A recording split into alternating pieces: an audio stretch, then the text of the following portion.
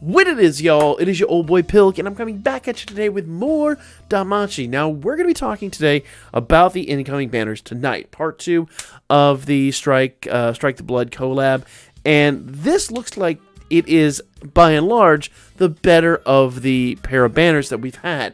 Now, there are 2 banners this time, and the nice part is each one of these banners, well, we'll get into it here in a moment. This actually might be less expensive than you think. But let's take a look here. Now, this is banner number 1. This is the new Yukina and a new Wealth unit. And obviously, we've had Yukina before. And before you get too crazy and say, well, last time I said summon on her. Well, actually, we didn't even need to summon on her last time because we already had her CP level. She got her free-to-play unit out of the old story. If you haven't farm the old story, do that. It's totally worth. So while normally we would get some CP for this, this is like the 3rd Yukina unit we've got, so there's no CP for this. But what she does is actually pretty darn good, and she's a spirit killer. And now that we know we've got Familia Royale incoming, I can almost guarantee you those Royale units are going to require spirit killers. So you probably want to start preparing for that. So she's a physical type. She's a wind type. Units are time limited once again. So if you want to use bonds, you have to use your star bonds that you can farm up with your gnome tickets. So make sure you're doing that too. HP is 3827. That's extremely good. She's a physical unit. That's the HP is a little bit higher. Physical attack is 2051. That's exceptional. Endurance is an S stat. Dex is only an S stat. I would prefer Dex to be a little bit higher, but her agility is off the charts at 1173. I want to say it's one of the highest in the game. So her agility is absolutely insane. Old girl is wild. Now, what does she do? Skill 1 is a low wind physical attack and AoE damage debuff on the foe, 35%. That's the highest AoE damage debuff we have in the game. Adds 3 additional actions. Foes plural, low wind physical attack, extends status debuff by 1 turn. So for the next 3 turns, so basically turns 2, turns 3, and turns 4, she's going to do an AoE low wind physical attack and will extend all debuffs 1 turn. That is insane. She's so good in that regard. Now, you probably already know something weird about that, and we'll get to it here in a moment. Let's first talk about skill 2. Skill 2 is an AoE attack as well. Fast mid wind physical attack with physical resist down 35%. So she does AoE damage down 35% and physical resistance down 35%, and gives herself strength 75%. Now, she doesn't have a wind buff, but the Yukina we got on the previous banners, that Yukina gives her a 50% wind buff, and that's going to be more than enough because she's going to be really, really, really good. So she might not even need that if I'm honest, but we'll get to that here in a moment. So that gives Yukina something to do, but let's get to skill 3 first. Skill 3 is a super wind physical attack, foe singular super wind physical attack. So this is a single target damage, 80% skill damage for each physical resistance debuff with a high critical rate. Now, remember, if you debuff physical resistance with your assists as well, that becomes a 160% attack. Normally we see 40% here for a total 80%. This is a much bigger single target attack. She is going to be wild for Record Buster. Even though skill 1 and skill 2 are AoE, she's going to be really damn good for Record Buster. And here's the other reason I say that. Her SA is a foe singular. I think I said foes plural yesterday. Apparently it is a foe singular, which is weird. Because every other skill prior to skill 3 is an AoE. So this is a very different situation. I'm going to double check this here. Yeah, I'm double checking it. Foe singular. Ultra wind physical attack, 80% damage per self. Strength buff. Gives herself strength wind attack damage plus 90%. So in other words, after hitting for 80% more per, once again, you're going to buff yourself strength on both the assist and the adventurer side. That's going to give you a 160% attack there as well. And none of these remove the debuff or remove the buff in any way. So she's literally just going to start hammering home with these attacks. They're going to be insane. Then after this essay, she gives herself 90% strength and wind attack damage. So realistically, you want to get this essay off early so that she starts hitting hard. She's the rare situation where you have a predominantly AoE unit that was actually be really stellar in Record Buster. Now, there are some situations here, but she's like literally jack of all trades and maybe master of them as well, because she's fantastic. She's got really great AoE damage, really great physical resistance debuff, really great effects on her extra attacks, so she's going to be good in Wargame and in Record Buster. I don't think we've seen maybe but a handful of other units in the game that have been good in both realms. She's literally good all the way around. And the best part is, with the new tail, you're going to get a free copy of her or a free bond, depending on whether or not you summoned for her or not. And we've got a heroic trial for her coming in, actually tonight. So, realistically, you only need to pull 4 of her instead of the usual 6. Doesn't sound, I mean, sounds like a lot, but then you can use star bonds and all that stuff. Like, really, you could have this unit free to play if you play your cards right. You don't have to do anything on this banner. You really don't. If you are like me, people get on to me all the time for having hoarded 6,000 gnome tickets and not doing anything with them for well over a year. This is why. Because if I really wanted to be lazy, I don't have to hit this banner. I could literally get her from the heroic trial, get her unit from the game, and then just keep feeding star bonds until she's maxed. So this is a rare situation. Now, I wouldn't recommend that, to be honest, because remember, we do have a free summon incoming. So maybe you'll get lucky and pull her on the free summon and all that. I wouldn't honestly go there until after the free summons have expired, because you never know if you're going to get bonds and stuff like that there. But realistically, if you don't want to hit this banner, you don't have to. And you can still max her. It's pretty wild. It's pretty crazy. I will be hitting the banner. I would recommend, honestly, at least doing the first 4 summons. Because, remember, while Wealth, we'll get to him in a moment, Wealth may not be the best, the first and 4th draws are going to be guaranteed. And, after that, well, hopefully by then you have enough bonds that you don't have to worry about it. That's kind of the perfect situation. Let's talk about Wealth, because in the couple of banners that we're getting, if there's one unit that probably has let me down a little bit, it is this Wealth. Now, right out of the gate, HP is 3765. That's really good. His magic attack is 2001. That's really good. So these are great stats for a magic unit. Groundbreaking almost for a magic unit, I would say. Endurance is an S stat, but Dex is double S and Agility is double S as well. Agility is high, but not insane. He is also a spirit breaker. He's a spirit. We're going to call him spirit breakers now. He's a spirit breaker. And time limited. So, you got all that going for him. But what does he do skill-wise? And why do I say he's probably a little underwhelming? Skill 1 is a slow, low thunder magic attack. Allies endurance and magic plus 50% for 3 turns. That's not so bad. But once again, when you have all allies skills like that, I put most of my value in units that already have the buffs I need. So, I don't know. I would hope that most units would have magic. And honestly, if you have Haruhime on the team, you're not going to ever use this skill. You can use her for 3 turns and then use her skill, and it's going to be completely negated. With the exception of endurance. Endurance is kind of nice there. But I don't know, I'm not feeling skill 1. Skill 2 is a foe's plural, fast, high thunder magic attack. 60% damage per each self magic debuff. Wait. Fast, high thunder magic attack. 60% damage for each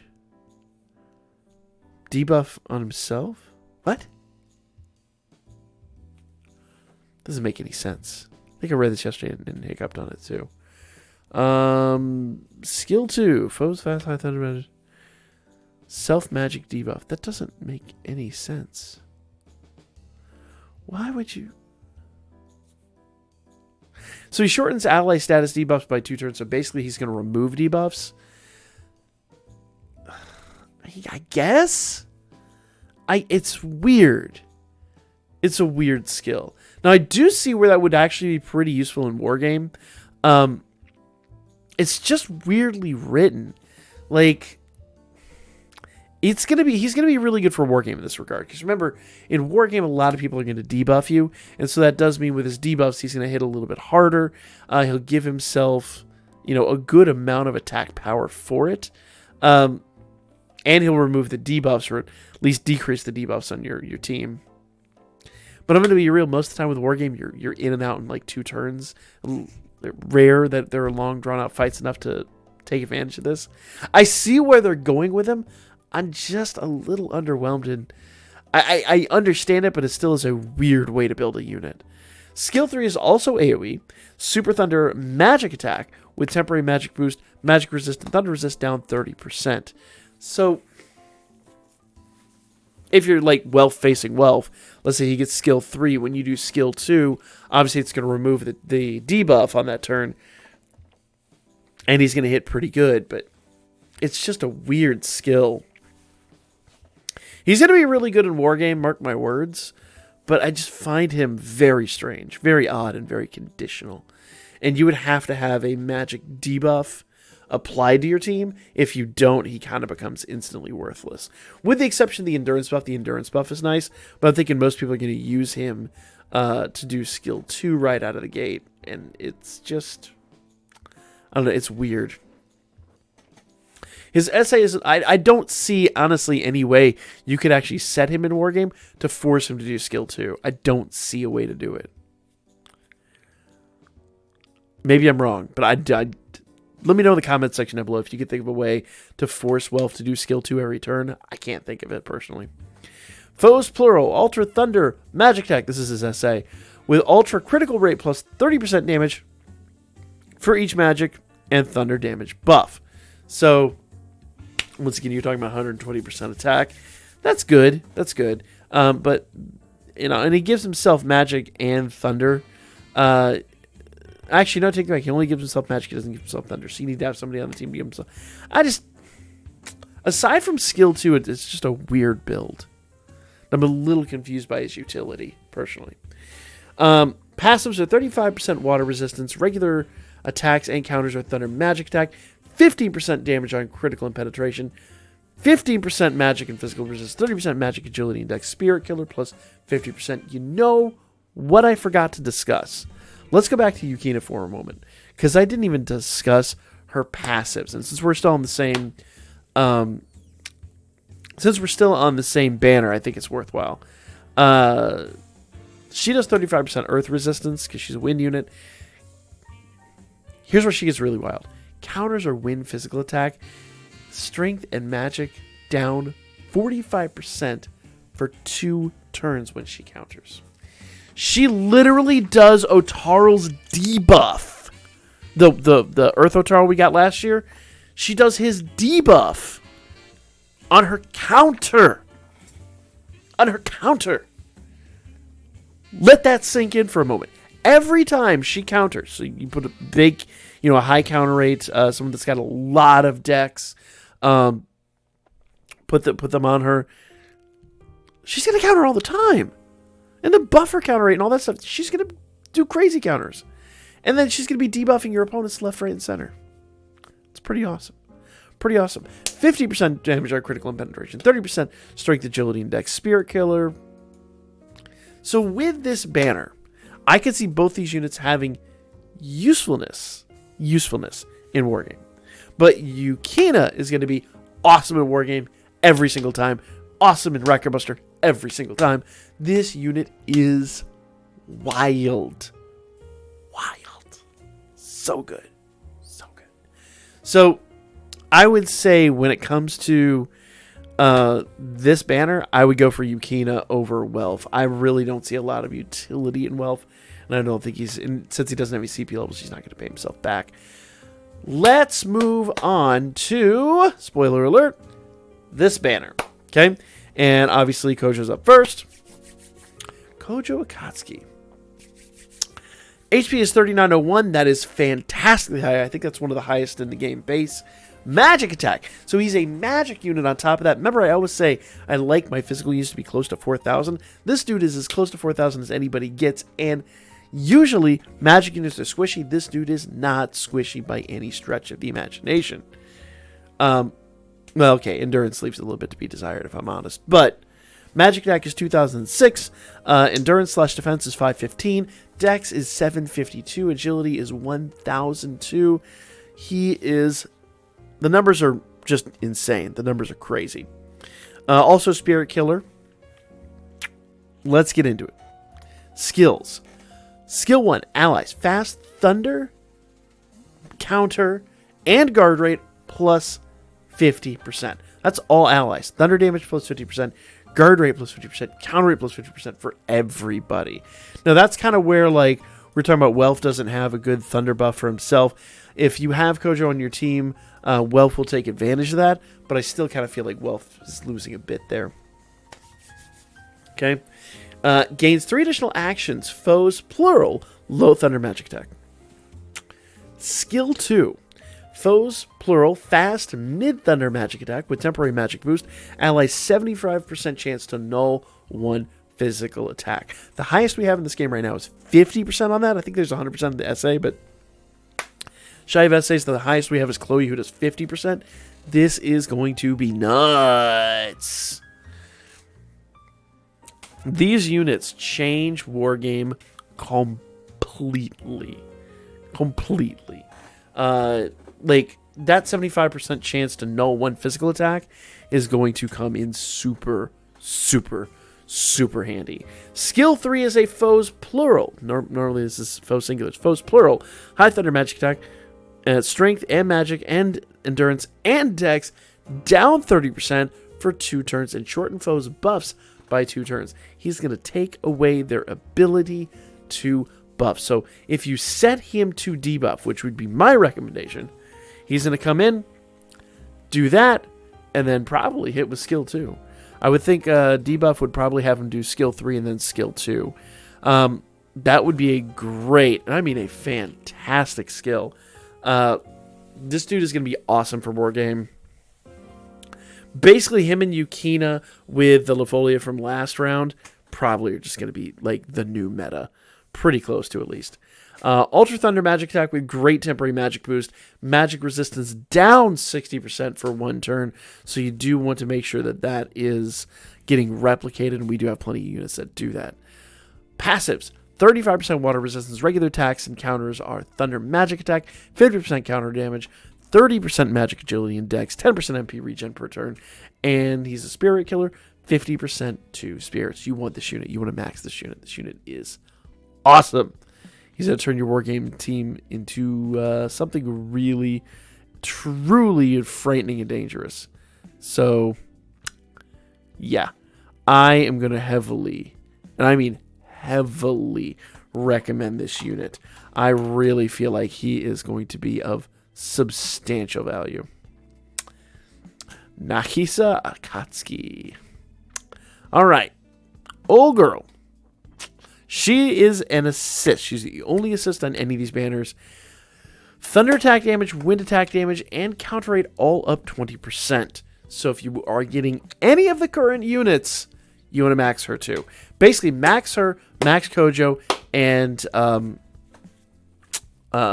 Yukina. And you've got a killer Wargame team. And Yukina's going to be awesome on Record Buster too, like I said. This is just going to be an absolutely killer team. Her HP is 908. MP leaves a little bit to be desired. Physical attack, don't use her on Fizz. Magic attack is 643. That's one of the highest out there. It's really crazy high. Endurance, dex, and agility could be better, but honestly, she goes all in on the magic skills. And she'll increase thunder and wind attack damage and your counter rate, which counter rate is so deadly important. Remember, she increases counter rate. What did we just talk about with Yukina? Counters are wind physical attack. That's going to be buffed. And strength and magic down 45%. She is crazy. crazy. Now, I know a lot of people said they're going to skip this one. We do have the anniversary, but the anniversary is like 2 months away. And remember, we get a ton of Iris for the anniversary. I'm pretty sure the anniversary is going to go 3 months again like it did last year. So I wouldn't sweat it, guys. The big JP anniversary is going to be awesome, but after this, you're going to have 2 months to save. And if you watched the video the other day, in March, we got over 10,000, almost 11,000 Iris potential. So you're going to have plenty of time to save between now and then. I would say max out I would max out Yukina, max out Kojo, max out Nagisa. Wealth I'm not completely sold on, but I'd be willing to hear arguments in the comments section. But I really feel like these other units are just so incredibly worthwhile. Worth noting that Kojo does have a new weapon you're going to have to craft here, so do be ready for that. And as I said before, the Heroic Trial for Yukina and Wealth is dropping tonight. So, once again, you're going to get a free Yukina from the game. We're going to get a free bond here from Heroic Trial. Take advantage, guys. Take advantage. And as I said before, there is a free 11 draw again every single day for I think it's the next 2 weeks. This actually picks up tomorrow. So if you want to max somebody, let's say you're not completely sold him off, but you want to see what he does, fingers crossed, maybe you pull him from here. Who knows? Or you don't want to spend any, major Iris, but you're not, you could wait till the end of this. Do the 11 draws. Do the free daily 11 draws. Cross your fingers. Maybe you'll get lucky, and if not, then you know who you got to go for. Just saying. Lots and lots and lots of options. Bundles will be back too, so do bear that in mind. The only other thing I wanted to mention was the login bonus. We are getting 400 Iris from the login bonus. That is a multi. So don't be bashful about spending some Iris, guys. Don't be bashful about it. It's all going to come back to you anyway. Middle of June is the anniversary. Like I said, you get 2 months in a week. Don't be bashful about these banners, guys. Go crazy. Max these guys out if you can. I don't recommend going over 10 draws ever. Get some gnome tickets, get some star bonds, do what you do at that point. Do not go over 10 draws. That is a losing prospect. You definitely just want to do it up to the point at which you're no longer guaranteed, and then drop the banner and figure out something else. That's my recommendation, guys. Let me know what you guys thought in the comment section down below. Like, comment, share. I'll be back at you guys with more Danmachi here. We got the data mines coming up here in just a few minutes.